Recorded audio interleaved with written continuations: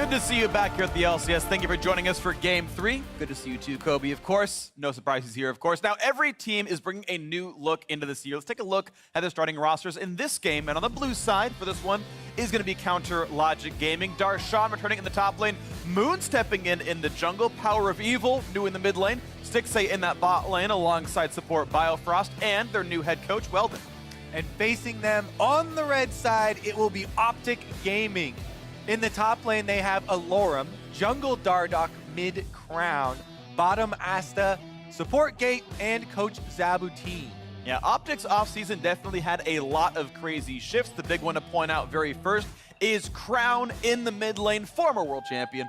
Yeah, that is a big one. We've said that a lot around here recently as world champions. Couple of them here. That have been added. But even more recently, they talked about the differences between, like Meteos and these multiple junglers that they've signed and even all of their academy team, right? So Dardoch is starting now over Meteos, which fans may be a little bit confused about, but they talked a little bit about it. Their academy, squad finding success. Yeah, they're figuring out what to do with their 10-man roster at the beginning of the season right now, and that is a huge part that multiple teams are actually doing. Yeah, I slid into Twitter DMs and talked with Keaton, the OpTic League of Legends general manager, and asked him, "Hey, what are you doing? Putting all these guys in?" And he says, "Well, of course, first of all, Arrow is out with visa issues, so of course Asta has to play. And Asta and Gate have been playing together since before any of us were even scrimming, so that's like an easy duo. So we get them together, and at that point he's like, look, the OpTic Academy teams just had more time to gel together, so we're going to put the rest of them in anyway.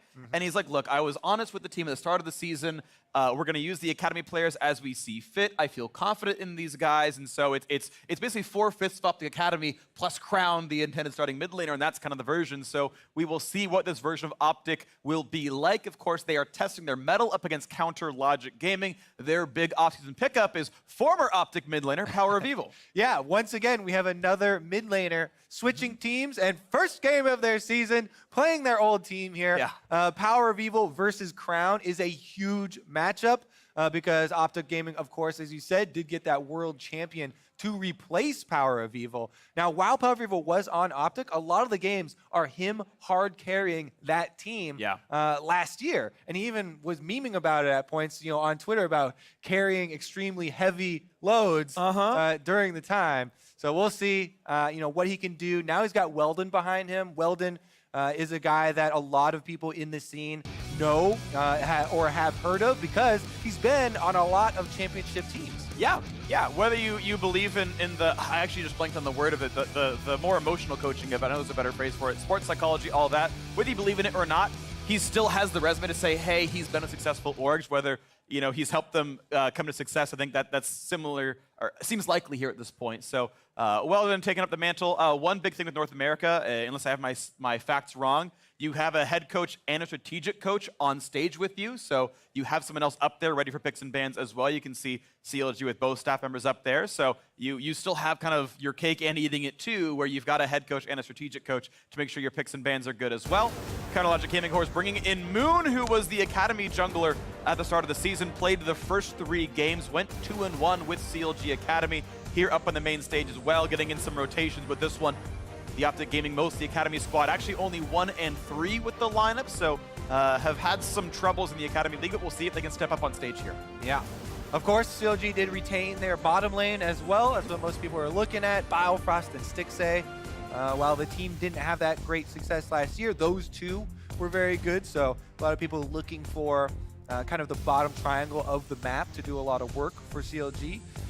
Meanwhile, let's see how the Academy guys do for OpTic. Gate smiling almost always. Yep. Pretty much every time I've ever seen him. So very happy to see what they're going to pull out here. Cassiopeia, Aatrox banned out on their side.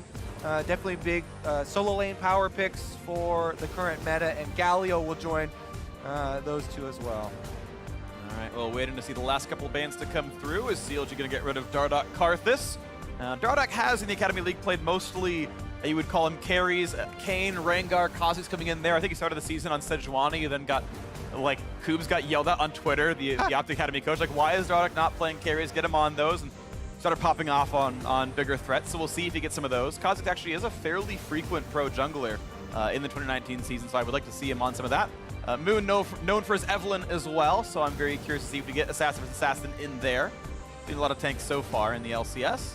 And the first pick, of course, will go to Darshan, and Akali gonna hit the Rift. Akali's up, Urgot is available right now, Rakan is available. I mean, Biofrost Rakan is one of the best Rakans that I have seen. And I have seen a lot of League of Legends Freak, so if that goes through this first phase, I would expect CLG to pick that one up for their bottom lane as well. I mean, this is pre 9.2 nerf, so Rakan's still very quick with those engages. You can combo the R with the W, make that super fast. They felt like they really wanted to get the Akali first, and if you've got a guy like Power of Evil, I'd say that's definitely worth it.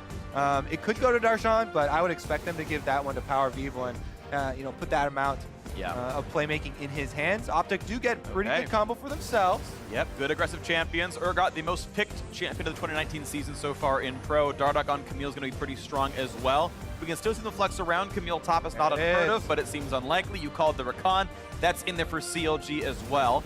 So OpTic have some early game pressure, and Counter Logic Gaming going to lock in the Lovers duo down on this bottom side. Xayah and Rakan, the Vestians, going to do the best they can here with Stixxay and Biofrost blind picking their matchup, taking on any comers OpTic brings out. I think this is going pretty nicely for CLG, how they want the draft to go. They've been able to acquire power picks for kind of their 3 power players very early in this draft. Meanwhile, OpTic have some flexible picks for themselves. Lissandra, probably one of the most picked mid laner right now, one of the most, if not the most. And can still be flexed to top lane as well around with this Urgot. So either of those two can take either lane. And plus, Crown, you think of him as kind of like the Malzahar guy, right? Lissandra is similar, has a lot of options, a lot of versatility, can play defensively, can do playmaking for the team as well. It kind of fits what you think of when you think of Crown. We'll see what comes through on this one as we wait to see Gragas, Zac, and Gragas, the picks that Moon has brought out in the Academy League so far, and I think the squad also needs tanks, so I'm a little surprised the Kha'Zix expand. I feel like CLG is not going to play that scrappy of a game. I still feel like they need front line and probably top and jungle to round out this composition, but we'll see. We'll see what comes through into this one. They're banning away Alistar and getting rid of some of Gates' options here as well. We get to see a marksman out of Asta as well. He played some Kai'Sa and Xayah himself, so we'll see if the marksman ban comes in. They're thinking it's a top lane Akali right now with the Cinder ban, or at least guarding against it, because Lissandra can be bursted. I mean, and it's a big PoE champion. Yeah, it's one of the drawbacks of Lissandra. Like, oh, yeah, she's so defensive, but she can self-ult and stuff and heal. But if you get stunned and killed within the stun, and no chance for the ultimate. Be scared. Let's see what comes through. Tom Kench also gone as well. Good defenders, of course. When you've got a Akali running around, you want to get rid of the options that can defend your squishies against that champion. So here we go. The last few rounds of picks. OpTic choose 1, CLG picks 2, OpTic picks the last. Asta needs a bot laner. There's Kai'Sa. Played it once already in the Academy League. That's going to get locked in, I'm pretty sure. And they're going to find something defensive, maybe like a Braum for Gate. Keep him alive. No, goes over the Ezreal, something a little bit safer, and I do like that again with Akali in the mix. Something that can get away from that one and stay alive. Very limited competitive history on Asta. Had a little bit of competitive play last year in various minor leagues outside of the Academy itself, formerly known as Neo. Joined OpTic Academy this year and put in 2 games. Arrow actually played this week in Academy, so a very, very short resume here for Asta. Yeah, before, what was it? Esports, I believe. Xerath locked in. All right.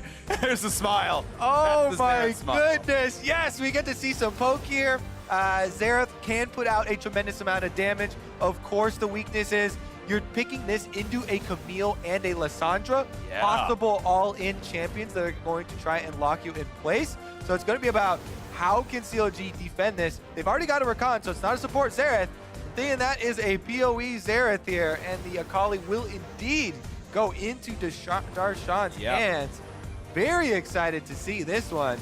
Xerath versus Lissandra. He will be able to outrange. He's going to try and get that poke through. The minions push in the wave on her as well so that the Lissandra cannot roam. Ooh. This is exciting. Forward motion for OpTic Gaming. You've got Camille, Lissandra, and Leona all leading the charge to find those dives, and you can cleanse 1.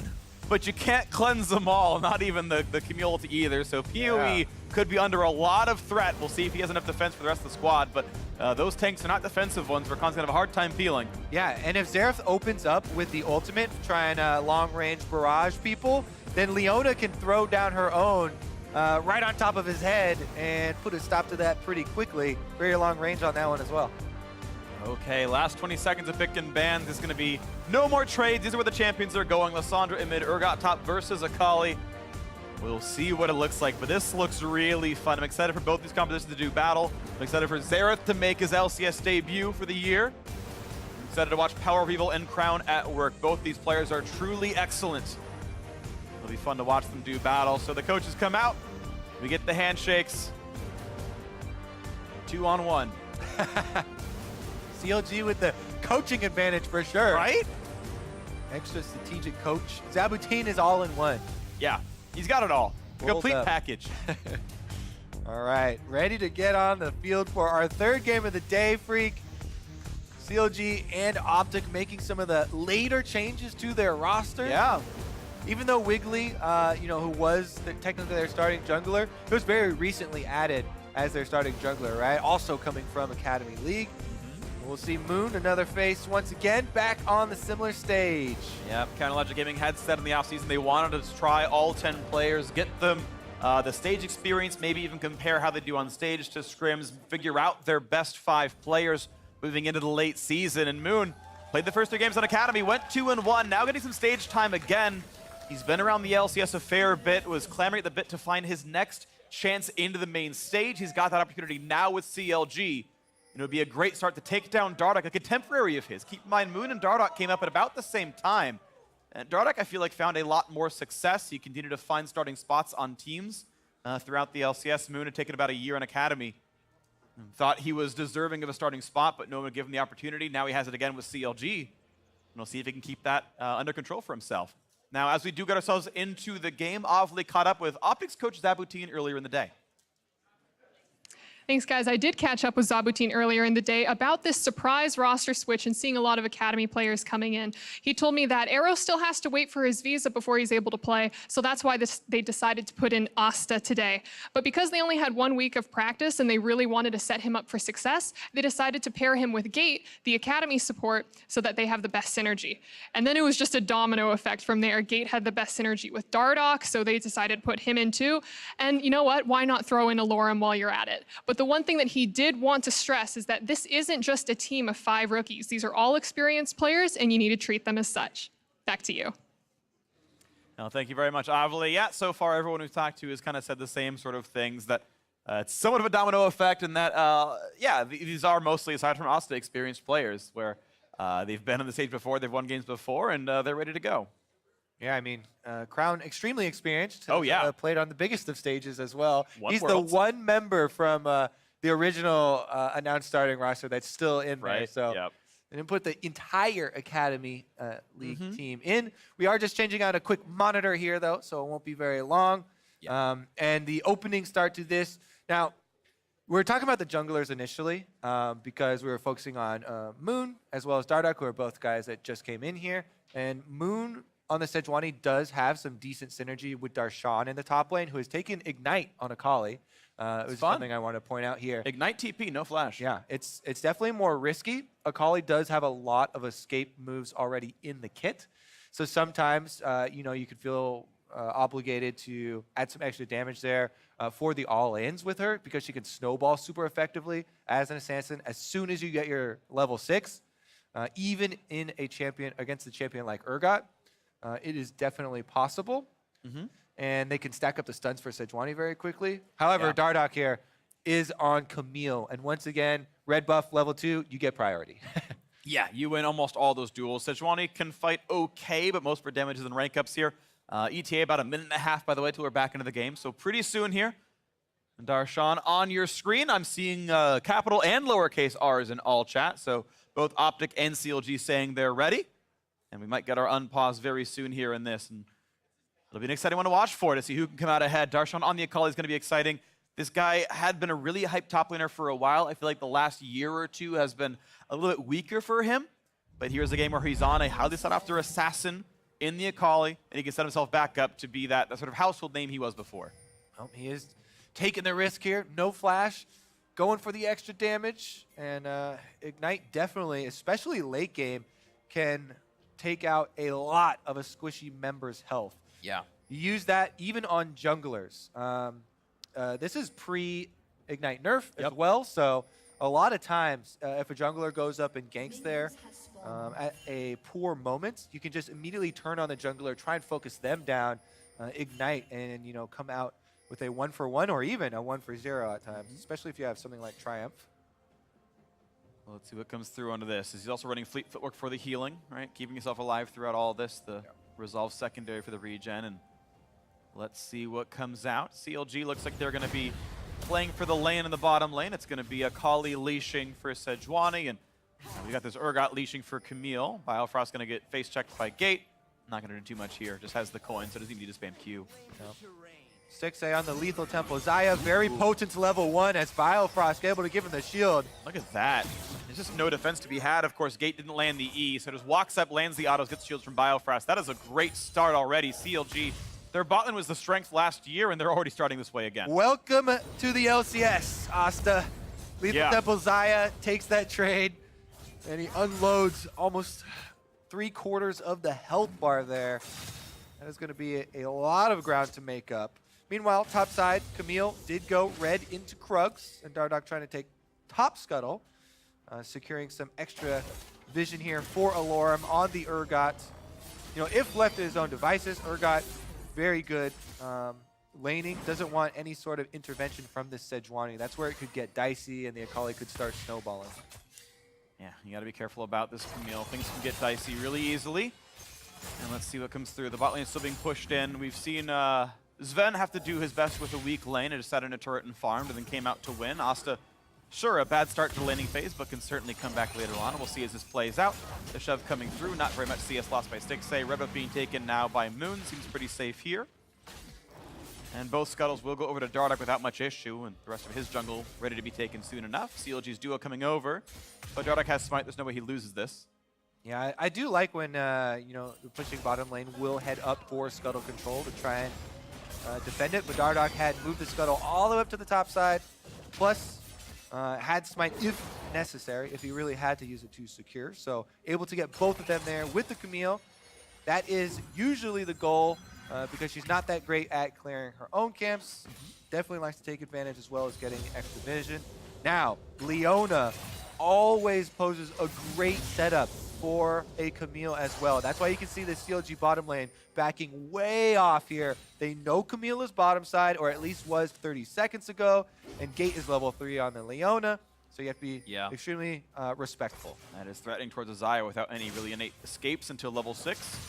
OpTic running Mindy Materializer and 3 different players. Each lane has one, so they, throughout the mid game, should have pretty good push priority. CLG actually with 0 to their own side, have to deal with all their own spells to do this. This could matter in the mid game. Maybe as Drake spawns up, you get maybe a good lane push and suddenly an objective goes their way. Cloud Drake is going to be the first to spawn in this one. Boost speed could be nice. Moon just farming, getting the first recall, gets the blue smite. And Dardoch got boots on top of that recall, so slightly better power spike for the Camille as well. Crown here on the Lissandra, pushing Power of Evil in early. He's got the CS lead, is able to get the roam off. Now, of course, he has teleport, so you have to use a summoner spell for this. And your Lissandra strategy is much like the old one, where trying to use a lot of resources early, push everything super hard, use your first teleport back to base. And it does open up things like this where you've got your CS lead and you get a little bit of push, but you're going to have to utilize that tempo with your jungler. And that's why Dardoch here trying to defend these wards. But Moon and Power of Evil are able to take out the control ward. Yep. And loses a few seconds for PoE. He's waiting around on the side. Minion will get the XP, but no gold. Not that big of a deal. It's worth the payment of getting rid of that control ward. We're going to keep defending this top side of the map and waiting for Dardoch to come around. Spots him. Blast code knocks him over the wall.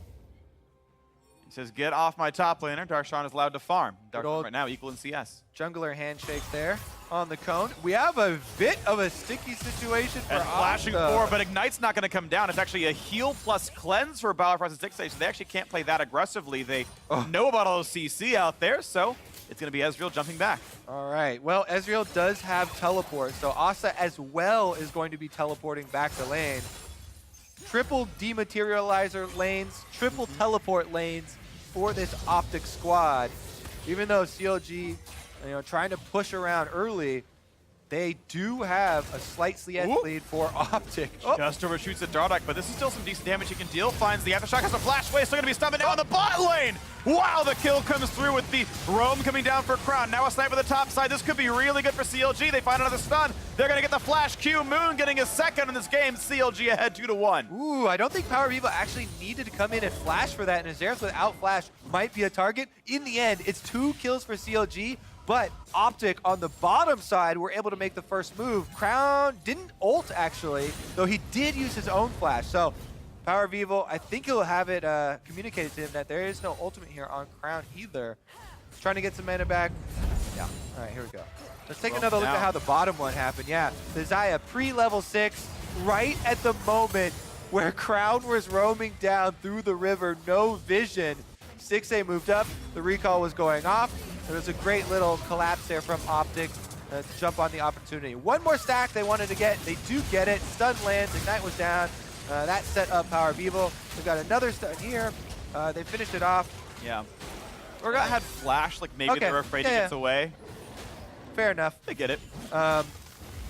Regardless, now there are a lot of flashes blown. Asta, Crown, Dardock, all on the side of OpTic. Moon, Power of Evil, and Stixay here for CLG, and Darshan never even had one. So there's a lot of opportunities for these junglers to actually try and make some plays. Siva does come through. It's a heavy CC team. The cleanses are still up, though, so those stuns can be nullified the first time around, and depends on how frequent these opportunities are. You burn cleanse the first one, maybe flashes back to the next.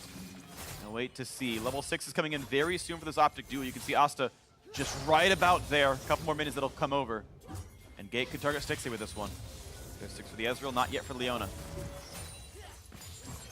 All right, CLG trying to push up a little bit. They've got one ward into the river, plus a defensive control ward at their Tri-Brush. They know that OpTic definitely looking to make more moves down here. Once Leona hits level 6, you can just rinse and repeat, and it's actually quite easy as well, even though Xayah does get her own ultimate. Actually, he didn't use his cleanse last time either, because he knew it was dead. Okay, so Stixay will have cleanse and ultimate now available. The Moon is right behind him, so no fight to be had. Both junglers there. And it's going to be a standstill as we keep going back for the wave clear. Bot lane CS going to be identical, 72 apiece, as both minion waves are cleared away. Mid lane within 3, top lane identical also. It's just a farm lead for Dardock. And of course, those fights we saw earlier. 400 gold puts OpTic ahead, and that is the jungle farm for a lot of it, honestly. Look at this duo here from Biofrost and Moon moving together to try and do some vision control. They're able to get one of those control wards down, and they had the priority over Dardock because Stixay, happy to play safe at the bottom turret while it's pushing towards him, allows Biofrost to roam with the jungler, get some of the classic river vision. Meanwhile, blue buff handed off, and it's just going to be recalls for most people, actually. Trying to get the first little pieces of items in their inventory. Little pieces back and forth, waiting for the next big play, and it looks like OpTic is mostly going to wait for those flashes to come back. They are missing 3 themselves, so not playing it too terribly aggressively, and slowly but surely these things come back in. Darshan still looking solid topside, gets the most recent wave pushed in. Going towards that Gunblade with Ninja Tabby already done as well. Should be pretty safe against the Urgot. Biofrost waiting to see what happens with bottom lane. Yep. Teleport's also available for both top laners. And since OpTic have 2 extras available for them, Crowns is coming up pretty soon, so there is a possibility for them to make a play. Is down. They're going to find the ult. It's going to force the flash out.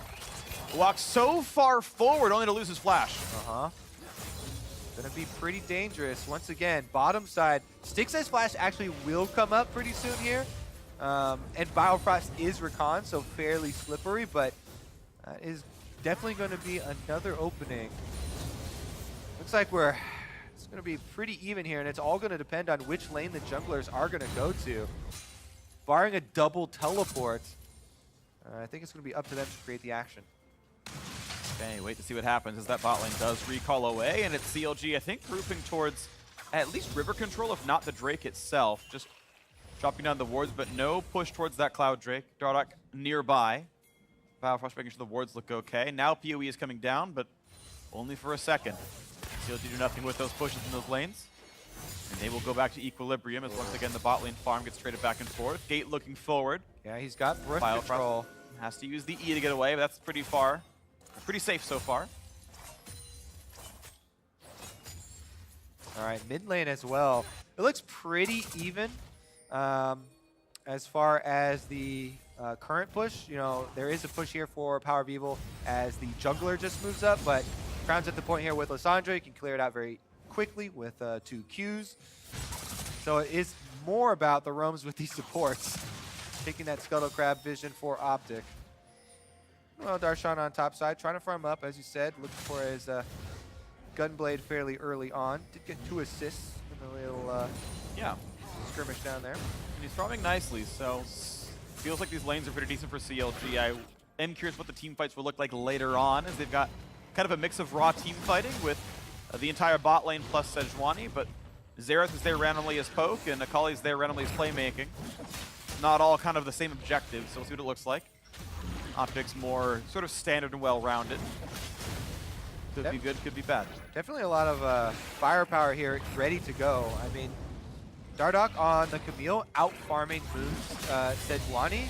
He's also completely ready to pull off one of these double ult combos. It looks like now that they've got Leona on the top side of the map, maybe they'll be able to pull the trigger. All summoners have come back up for everybody around this area, though. Gate looking for Power of Evil. Who's hiding behind the turret? He's okay. Not going to give him away. Not going to land the slow. There's the flash forward, but the charm gets Biofrost to safety. So good right there from Bio. Does get out. Dardoch flashing for it, but not going to be able to find there. We're trying to punish Biofrost for blowing his flash early.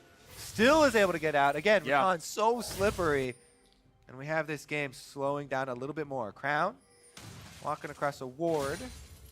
Looking for top side. They can wait out Darshan, who's flashless. He's got the E in both R's to get away, but that's only so much distance. Sadly, for OpTic, there was a ward in Tribrush, and Darshan plays far enough back. There was nothing to be had. So on and on, Akali gets farm, feels safe. Interesting story for these two teams, too, because if you remember back to last year, both of them not doing quite how they wanted to finish. Both missed playoffs, both splits. Yep. Very close there for a couple of moments, though, throughout the split, right? So it really felt like they missed out, and they want to start this split off on the right foot. So we're seeing a little bit more cautious play. OpTic are going to move in for the Cloud Drake at the same time as Rift Herald is used by CLG. So they're going for opposite objectives here. First turret bonus gold versus the Cloud Drake movement speed bonus. Now, that Rift Herald does get a lot of plates. Yeah. And that turret is very low, right, for the taking, but not able to quite finish off for the first turret bonus gold yet. Yeah, and the plates fall off right now, so just almost that last 160 for plate number 4. Either way, it's still some pretty good money, and that's Akali looking at individual gold, up 700 over the Urgot. Okay. Darshan, level 11 now as well. Teleports, again, are ready for these guys, but I would think that they would want to send a little bit more pressure, try and knock down that turret first before they start sending him around. Yeah. A lot of defensive vision here for OpTic, set up through the river. Seems more like they're not willing to go for you know, one of these super aggressive dives, and they'd rather catch somebody in transition. You know, they've got the Lissandra, Leona, and Camille all very much well positioned to try and take advantage of somebody running through the river. But CLG are sticking to their buddy system. 2 at a time. Everybody hold hands. Take someone with you if you're looking to clear out wards, because the engagement will come very quick and very fast. Yeah, really threatening composition on the other side right here. So CLG just going to be a little bit safe. Gold back to Tide, some wave from the bottom lane. Stixxay feels pretty safe with his ultimate and his cleanse to battle the 1v2 against the Leona. They knew that Biofrost nowhere to be seen. They had wards to spot that he wasn't here yet. But they knew the ult was going to get him away, so they didn't bother trying. Still a very close game here. Now keep in mind, first turret gold is much less than it was previous season. Only a 150 bonus. So you don't see teams quite as desperate to make that cross-map play to get first turret. It's worth less than a plate itself. So no longer really a crucial objective, and you have even the sort of early mid-game a bit slowed down. You make some plays for plates, that's good enough. Darshan gonna get some damage towards the Lorm again. As Lorm can't quite get a lot of damage. Nice. Plays back and forth, gets some meaningful damage down. Yep, cannon minion taked up as well. He's got so much sustain now too. Once you hit that point with your Gunblade, yeah, your 5-point strike, should be able to keep himself topped off after these trades. Bottom side though might be the move. Dardoch shadowing. Could be a 3v2 if CLG goes too aggressive, or if OpTic can find that opening. They're gonna kill a ward. Minions are gone, now Dardoch shows himself, but here comes the rest of CLG. This could be a 4 versus 3. Gate gonna go in and maybe sacrifice himself. He'll try to walk away, but he'll be knocked up, he'll be stunned, and he will certainly fall. CLG, the roam works. And now finding a little bit of damage on the backside. Bit of damage towards Asta, a little bit towards Dardoch as well. Either way, 1 for 0, and CLG feeling good. CLG rewarded for their consistent river vision control. The buddy system over and over paying off there as they litter it with wards, and they finally are able to make it turn into some gold for themselves as they do get that kill. Power of Evil and Moon heading right down there. They catch him at the perfect moment. Yeah. And Leona, no escape there for Gate, so he just opts to fight his way in. The Lorm takes a big fight in the top lane, takes a Spellbook Ignite, and gets a lot of damage on towards Darshan, who now has to try to regen back. They both created ults out, though, so Darshan now a bit injured with less escapes. Yeah, clearing out the ward here. Ezreal can easily slip over the wall, but Gate, not a lot of options for him. He opts to save his flash as well, accepting that there are 4 members of CLG down there. And it's just going to be the one death. Darshan back to pretty healthy, manages to weather that storm, and if he's not getting all in by more than one person, looks like Darshan can stay up here pretty much forever. Power of an energy champion with Spell Vamp on top of it. Gate running around a little bit nearby, but still walking through wards in this trip, so just turns away, doesn't want to get caught out. He's got no teammates nearby. Mid lane clears back and forth. It is Crown with a pretty big CS lead, though. He's done a better job of getting all that farm. 202 is a really high mark. Lissandra not always a huge damage carry, but certainly can do some big work here. 500 gold bounty because of all that farm. Yeah, definitely a good possible playmaker for the team. Yeah. They have a lot of follow-up CC as well. Plenty of damage that can come through. Right now, Asta, 1v3, should be playing safely until his team gets here. Gate walks by through his field of wards, and Asta once again can stay safe under the turret, but this is a very low health structure here. One more solid push, and CLG could claim the 650 total for an outer turret with the first blood bonus on it. Certainly a slower early game structure-wise. 4 kills in, second Cloud Drake spawns. OpTic got the first. All right, OpTic trying to start up the dragon here. If the teleports do come through, that tower on top side probably going to fall.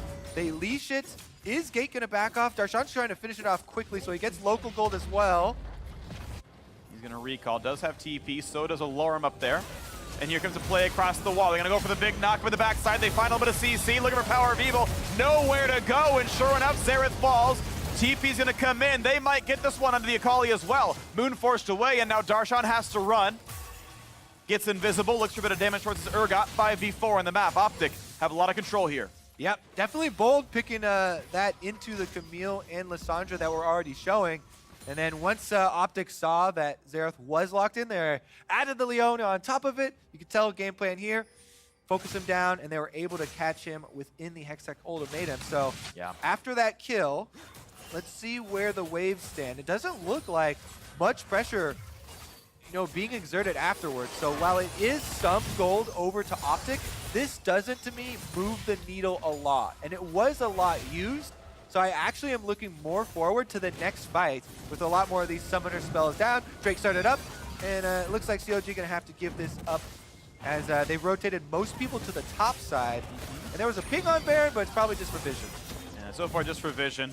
The cooldowns of OpTic's ultimates, of course, much faster than both of Power of Evil summoner spells, so a re-engage could look very good. A tower dive on Helpless Xerath could be nice. They've got even more speed to make those pushes happen. CLG's first turret was only worth 100 more gold than the first blood that OpTic gained. Actually, that wasn't even first blood, sorry. That was a while ago. For some reason, I can't think about the score lines. But either way, a fairly similar trade. And with the Cloud Drake, I take OpTic's side for it anyway, just in pure intrinsic value. outer falls as well. So OpTic feeling pretty good about this one. 800 gold ahead. All right, the map's starting to open up as well, so we can see some deeper wards being placed where they want to try and create these plays. Top side here, CLG's got a lot of them set up around Baron. Recalling the duo at the moment, as I believe we're going to have completed rapid fire. Yep, there we go for Stixxay. So 2 item spike coming in here for the Xayah. Yeah. They may be a little bit more willing because even Darshan, just the Hextech Ultimatum, you get the flat spell print from your Oblivion Orb, feels a lot better as well, and trying to take down those squishies. Backline members who haven't built any magic resist, definitely effective. Here's that featured matchup checking in at the 20-minute mark. Crown has gotten a lot of farm and gotten to a lot of places. Got that first blood gank down to the bottom lane, and despite the fact that Power of Evil got up to the top side to pick up 2 himself, Crown has had, I would say, a bit more impact so far in this one, and may continue to do so. He's having a pretty good game. Former world champion joining OpTic, and could be leading them to a bit more victory than their previous mid lane focused incarnation with PoE himself. We'll see. So far, so good. A small lead against Counterlogic Gaming now. Looking for a play against Darshan, rooting in place, taking him some damage. Darshan's going to jump backwards and will not get ulted, so he's going to stay safe.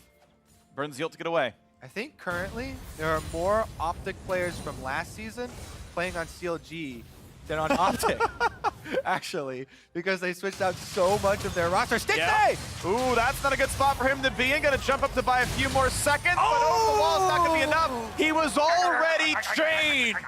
And the Fear Beyond Death grabs the kill. Stixxay losing his flash for nothing.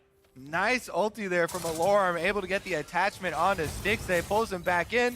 That is the Xayah ultimate, that is the Xayah flash, and the Xayah life all down here. So OpTic get to turn it up, add that pressure. Bottom side, they're trying to get some turret damage.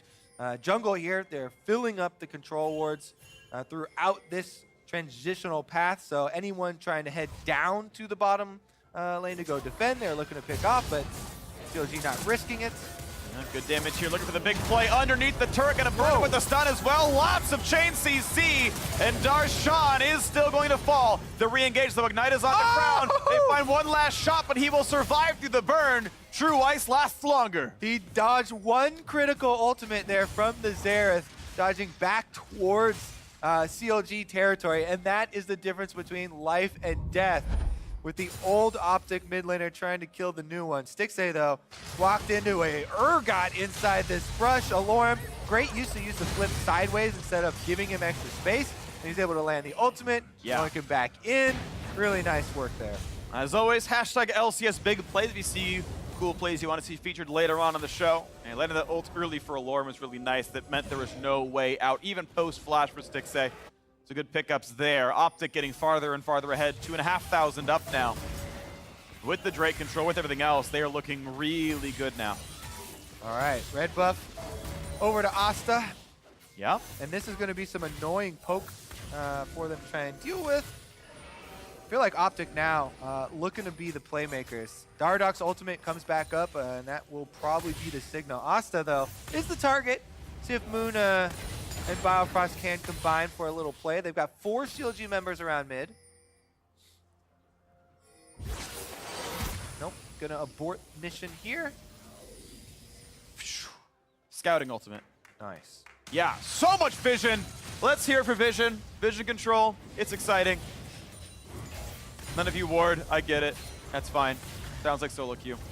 3 members, mid lane for OpTic, trying to get the 1-3-1 going. And their double teleport's about to come back up. Alorm should be able to claim the turret on top side by himself. And Crown looks like he's going to finish up his purchase here. Zhonya's maybe? Does he have enough? If so, that is going to be a big team fight. Not enough on list yet, no. Has the active for it. All right, can't finish it, but he's got a stopwatch anyway, so works for the next team fight. He's got 10 CDR on the active, so you're basically there. Just can't run at the rest of the stats for about 500 more gold. Either way, it's still looking solid. OpTic getting more and more of this map under their thumb. 3,000 now the lead, and Darshan has ceased to find ways to get farm. He was ahead in lane for a lot of the early game, but now starting to fall a little bit behind. Another Drake being started up here. The 700 teleport even being used to make sure that Asta's on the map and ready to go if it needs to happen.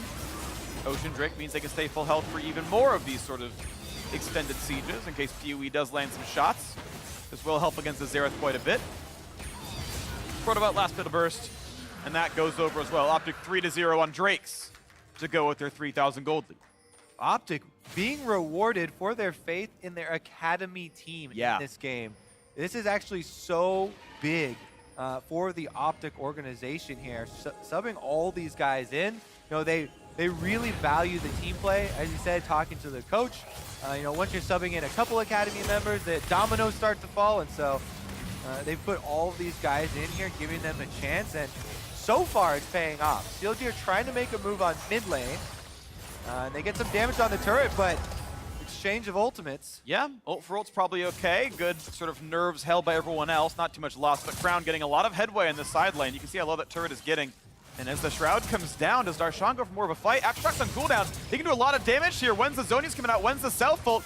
Jumps over a lot of walls, still being tagged. And this is what the comp is for. Darshan needs a single Q. He's got to wait for the energy, and he gets the shutdown with assistance from Power of Evil. But now it's OpTic rushing towards the Baron. Can CLG get in time? And they will, so OpTic have to turn tail and run. Instead, they go for more of a fight. Dardoch doesn't go for the ult, does get slowed, will get queued up. Goes for the flash play, but keep in mind, it is a 5v4. A stun comes in for Moon. The ult goes wide for Alorum.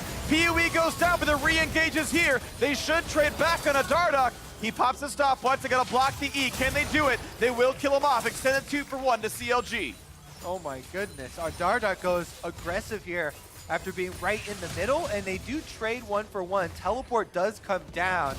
He fights his way out of it. Power of Evil also flashing there, I believe.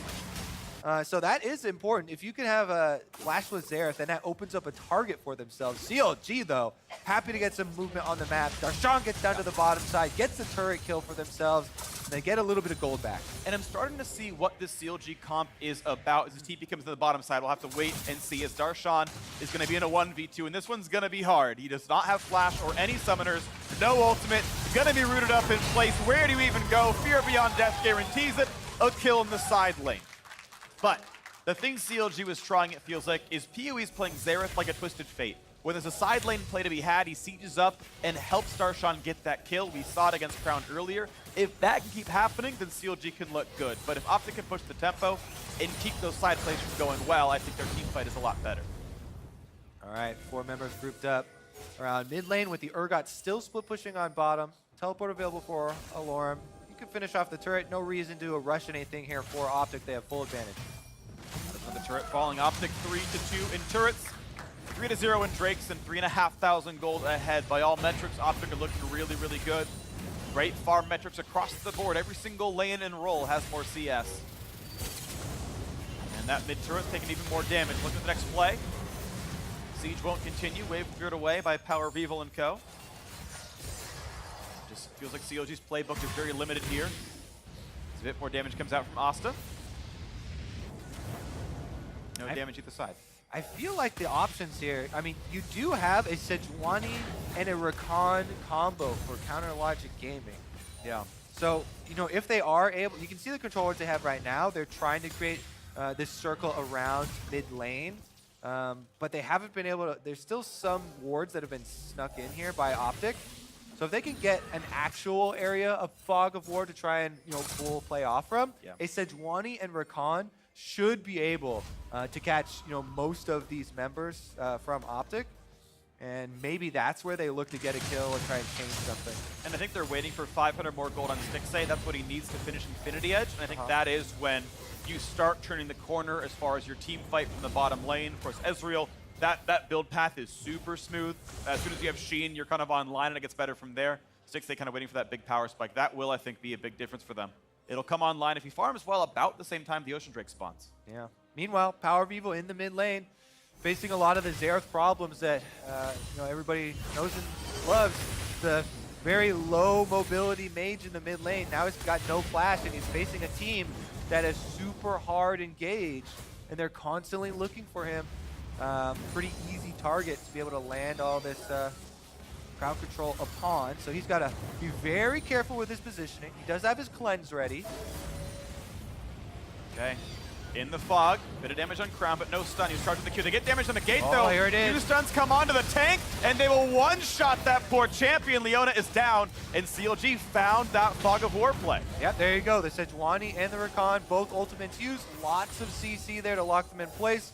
Power of Evil fires off the Xerath ultimate, and that is a clean kill on the support, getting some gold back for themselves. And more importantly, when you kill off the support, now they have some time to actually try and widen that vision pool for them to work with. Right now, they're just struggling for any defensive posture they can try and get. Meanwhile, OpTic just returned. They'll pick up a dragon in the meantime. It's not the biggest of effects. It's just another Ocean Drake for themselves, but they do deny it from CLG. But it being kind of like Gaming, the team that actually got the most recent kill, it is still going to be picked up pretty cleanly. The fight over the red buff goes to Moon. Nice smite there. Always worth mentioning when a jungler wins a smite fight. It's something to watch out when Baron is on the table. Elder Dragon is next to spawn, and my gosh, will it be huge for OpTic. They've already got 4 Elemental Drakes. This could be pretty crazy. Logic Gaming have never gotten to that part of the map control. Baron maybe the battle they'd be more willing to fight over. It's a bit more equal for whoever can get the smite. All right, bottom side, Dardoch now under fire. Darshan uses Ignite. Ooh, but he's getting sniped and he's got no way out. It won't matter. Darshan finds the kill, and yet again, bit of help from across the map by Xerath. CLG with a 5v4 power play now. They finally have some agency in this game. They're running straight up mid lane, 1 turret down. They've got Demolish on number 2. Moon goes wide. Aims wide with the stun. They will still get mid lane tier 2. And they're going to get that one down. 5v4 in the map, and OpTic probably not willing to go for the fight, but they are pulling Crown over. They're going to get some damage to the Moon. Jumps the wall. There's the flash engage. Good cleanse. Asta's going to stay alive. Back goes the team. Crown going in for the play. He's going to go for the root. They're going to find that first kill. Moon jumps over the wall. Ezreal on the chase. He's got one for himself, but now back towards Crown.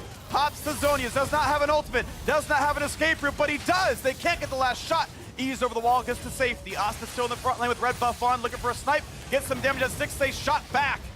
And it will be a pretty close fight right here. OpTic able to answer back onto Moon. Oof, in the end there, they are able to finish off the Sejuani after that escape. Very nice use of his stopwatch there into the flash afterwards to delay it, but in the end, Asta still able to get over, find the kill, and this is a 1,000 gold bounty on the guy who's only played a couple of academy games. Yep.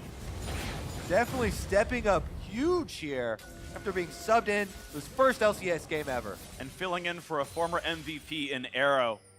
One of the only returning members of OpTic from the previous season, and Arrow can't even make it here, so it had to be Asta, and he has stepped up really nicely. Highest farm in the game, and the kill leader on the team. So far, he's absolutely massive, and maybe one of the most unlikely forces here in this game, as the snipes continue. Not hitting him very much yet, finally takes a couple of shots. Down to 500, watch out for what Darshan could do, but he's stuck in front, and Crown will knock him down. A kill picked up. The Ezreal staying alive, stuns on the backline. This could be huge as OpTic pushes forward to get the rest of CLG to run away. Oh yeah, they chunked out Asta really low there with Power of Evil's ultimate, taking him out of the fight. Basically, he's going for a recall right now. He didn't die, but he's got double Ocean Infernal, or Flyer plus red buff. He can stay healthy forever, but he also back in. They're going to go for the dive here. 5v4 looking for the play in the back line. Gate is low. They're going to find that first stun. They will get the suppression and the kill. Fear Beyond Death will claim one as Stixay runs away. A snipe! He says, hasta la vista, baby! A double kill under the turret. Can't quite get the third. That's going to be Baron, though. OpTic Gaming sweep house here. 4 kills, Baron buff, and that is going to be some turbo for the rest of the game. Oh, they are in such control now. 5,000 is going to become 6.5.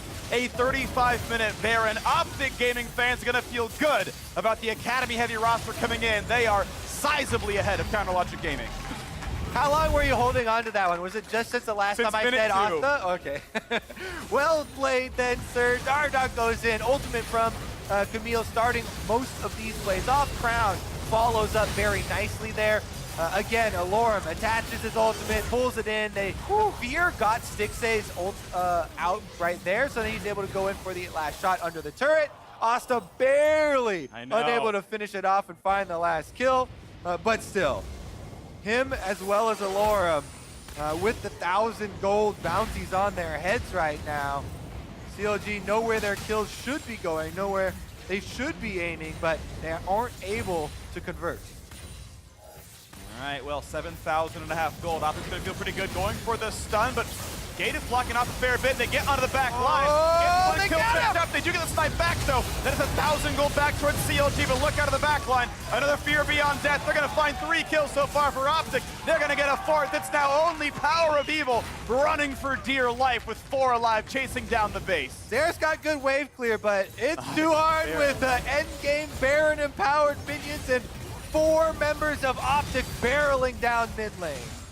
This is looking absolutely great for the new teams. The LCS joined last year, had a weak start to the LCS career, but now 2019 looking quite a bit better. Inhibitor turret's gonna fall, the inhib itself will drop, and it's 20 seconds on most of the respawns.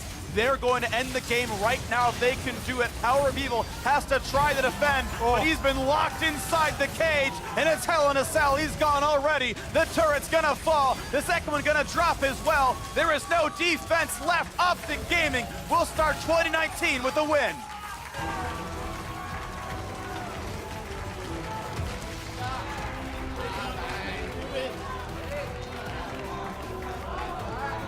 Four members from the Academy team join Crown on stage, and they take down CLG. The smile is there. Well, maybe the coaches were right. Said, we know we can't play with Eros. Let's bring in Asta. Let's bring in his lane mate. You know what?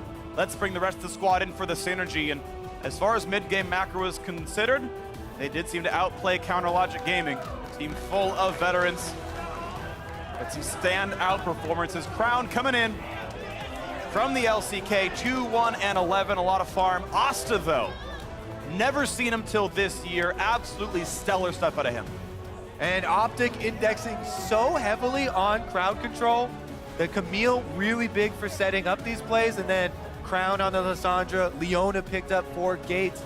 Able to hold people in place and allow Asta to land a lot of these skill shots, get his kills, hit the ultimate through multiple people. So really nice combination there, especially after seeing the Xerath lock in. They knew what they wanted to punish. Yep. And it was a successful game plan, well executed. All right, well, for now, let's send it down to Avali and OpTic's jungler for more on that win.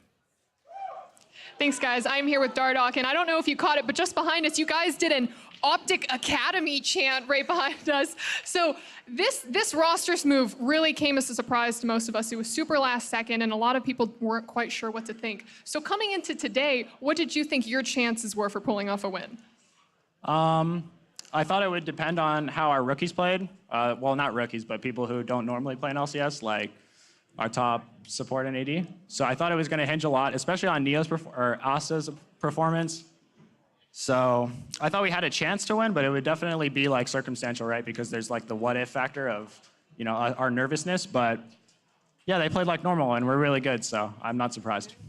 So Zabutin said that the reason that you were subbed in today was because Gate had really good synergy with you. But my question for you is, have you played or experimented enough with the main roster to build up that synergy for the possibility for you to be subbed in there? No, that was my second game with Crown so far. That was your second game with Crown so far? Yeah, I think, well, obviously the rest is our Academy roster and we've been practicing for quite a while, but as far as main team access goes, I am the Academy jungler. Well, if OpTic Academy could pull this off, I'm really excited to see the main roster. Dardoch, thank you so much. That's it from us here. Back to the State Farm Analyst Desk. Thank you very much, Avli. OpTic starting off their season with a victory here. That's going to feel good against CLG, especially considering what we just heard from Dardoch, that this is only his second game with Crown. 4 of the 5 members on the stage there coming from the Academy roster, swapping in, and to still come away with that W, it's got to feel good. This is a really weird game coming in because you had kind of been hyping up the CLG roster a certain way. You're talking about the OpTic main roster, and then you have 5 total substitutes in this game between the 2 teams, and it made it so hard to kind of talk about heading in, like, what are the reasons for these changes? Is it they're getting slammed in scrims? Right. Some of it's Visa stuff. You know, it's all over the place. Right, and the stuff I was looking forward to is, like, one, this is Crown's first time in NA, and I'm actually curious to see, like, how good he was and, like, the champions that they picked. And he picks Lissandra, and then he gets a counter pick matchup, or Power Evil does, where they pick Xerath into Lissandra. And I'm just watching the game, and it's like, this guy's really good. Yeah, and it was scary too because there was also some out-of-lane counter picks against PoE as well. So obviously the Leona in the bot lane is very effective later in the game, and it's good into the Rakan. So this was a game with a lot of counter picks going both ways, where there's a counter pick lane matchup that should go in PoE's favor, but then he has to worry late game about the Camille and all the engage on the other side of the team. I actually thought the Xerath was a really weird pick because you look at the team comp, they have Akali, Rakan, Xayah, Sejuani. So with those 4 champions, you're thinking, okay, team fight, we're going in for a fight and we're gonna dive. But then you have a Xerath who doesn't really necessarily follow up that well. They had cool moments where he like ulted on the side for split pushing, but like if you're gonna pick Xayah, Rakan, Sejuani, you probably want someone like Lysandra, for example, right? Or someone that can like follow up the. Yeah, I mean, you have like the ult to kind of throw it in over the top, but no one's protecting you. Right. So like if then you're out to dry. Right. So like who's easier to dive, an Ezreal or Xerath? Right. Like, I would much rather be the team that doesn't have to worry about the Ezreal. Yeah, very much so. I do want to take a look at that lane phase, though, because as you mentioned, Crown, in a counter matchup, absolutely impressed with his dodging capabilities around Xerath's poke. Yeah, he was known back in his Victor days for being an absolute mechanical god, and you see it here, and like, this is a problem for CLG's comp where they pick this counter pick and like he just can't hit him with anything. Right. And so you're supposed to be pushing him in, you're supposed to be chunking him out of lane, and you're just failing to do that. And you have a CS advantage in the counter pick matchup that then should get outscaled by the engage on the enemy team comp. Right. Really, Oh, sorry, go ahead. it's really funny to watch because like I'm watching the game and it's not necessarily showing the mid lane the entire time, but I'm looking at his health bar to see if it drops, and like I don't see it drop. I see PoE's mana bar drop. I don't see Crown's HP drop. I'm like, wow, this guy's got some juke boots. So then every time it pans to it, I see him dodging something. I'm like, wow. Yep, that's I like confirmation. This guy. Yeah. And we saw there in that little team fight clip kind of what we were talking about. Once you get to the mid-game team fight phase, Xerath, Flash, Zenith Blade, Lysandra coming over a wall. There's just nothing that Xerath can do to get away from that amount of gap closing, and ultimately he fell down to it a few times. Was interesting to see it paired with the Akali for the few times, as you mentioned, that he was able to kind of lend that support in a side lane 1v1, but it wasn't enough to kind of mount any major advantages for the side of CLG. Yeah, it's just the kind of thing where like the early game part of their game plan didn't work out, so you don't have this great dive comp where Xerath's just sitting in the back line up CS and able to dump his damage in. He's actually on the back foot post 15 minutes. So what we've established here is the fact that the one starter for OpTic that actually played in this game, Crown, he's superb, at least in his first outing. Now I want to talk about the other 4 members on the Rift for OpTic, as well as Moon, the one sub for CLG. Of all of these 5 guys on the Rift, who do we feel was maybe the top performer?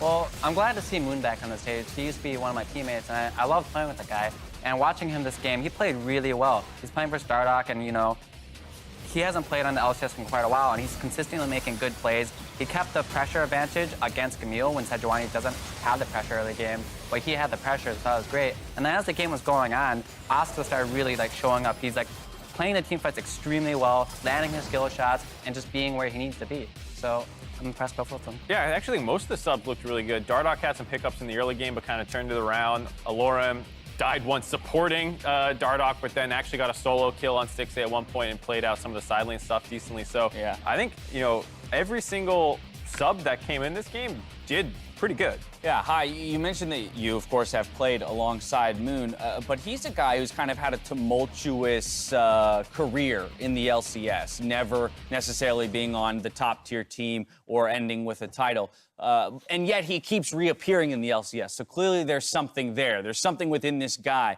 What is it, do you think, that is maybe his greatest attribute? Is it his early game play, his mechanics, his, strategic thinking? I would say it's definitely. So it might be weird to say it, but I don't necessarily think it's something that is in-game, but more of his attitude and how easy it is to work with him. Okay. My experience of playing with him was a really good time. Even when during losses and stuff, he'd always try to keep a cool head, and just working with him was a genuine pleasure, so. Composure. You got to have composure, and you got to have that right mindset for improvement. We know CLG with Weldon at the helm. I'm sure that the mind game is all in there, what they're considering moving forward. Up next, though, we got Golden Guardians debuting their new squad versus FlyQuest, so we'll see you here after the break.